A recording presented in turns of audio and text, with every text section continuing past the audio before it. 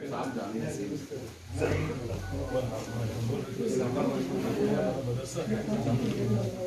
पर बच्चे 2 कोर्सेस है, सिलेबस पूरा equivalent to SSC, equivalent to intermediate है, लेकिन फिर भी बच्चे पीएचडी करे तो भी पासपोर्ट पे इलिटरेट उनके हाल ऑलरेडी एसएसआर भी रिकमेंड करे थे और ये फाइल प्रोसेस में है।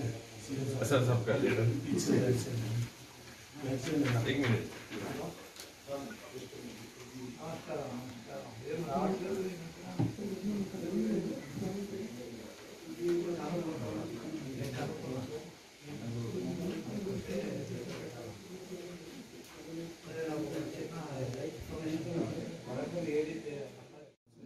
अब किधर है पेंडिंग, किधर है फाइल? पूरा सीएम साहब का है यार नहीं रहता कि ऑफिसर के पास रहते हैं, सीएम के पास क्यों जाते हैं? इंटरमीडिएट बोर्ड और एजुकेशन बोर्ड का फाइल ऊपर डिलीट कर दो, वीडियो बंद है। अब तक इस आपसे अलग अलग है इसमें नहीं मालूम। दोनों भी आप मेरे ख्याल से मार्च अप्रैल में जब एक बार मेरे को